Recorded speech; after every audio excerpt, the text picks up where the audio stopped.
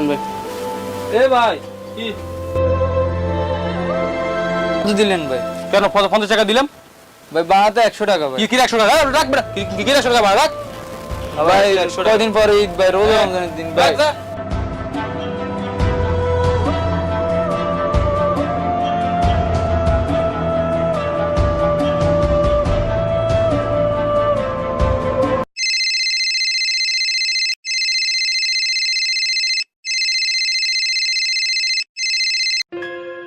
আসসালামু আলাইকুম মা।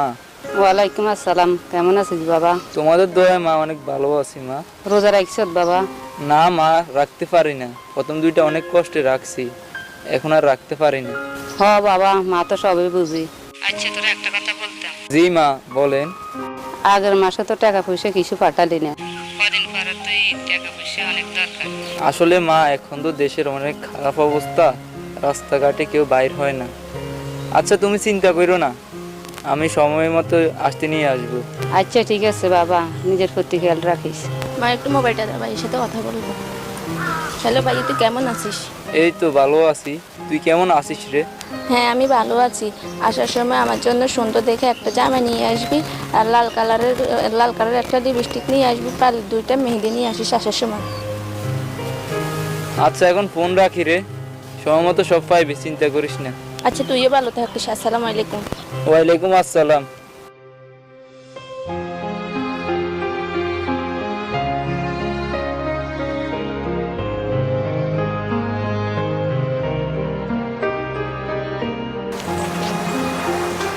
মামু যাইবেন? আমার যাম, তুই কই যাবি? শোনাই বল। চলো উঠা।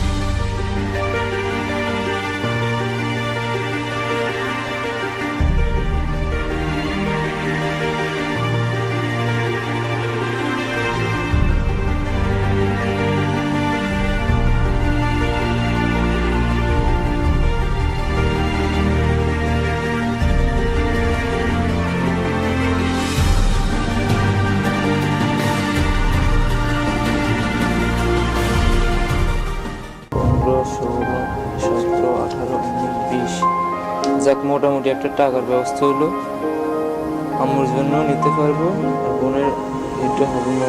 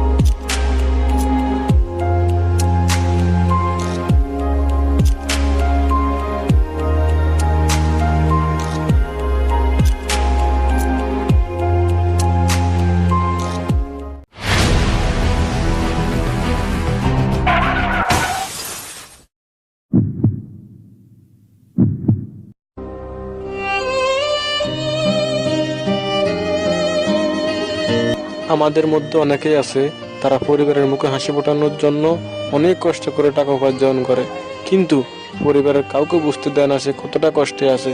এটাই বাস্তবতা।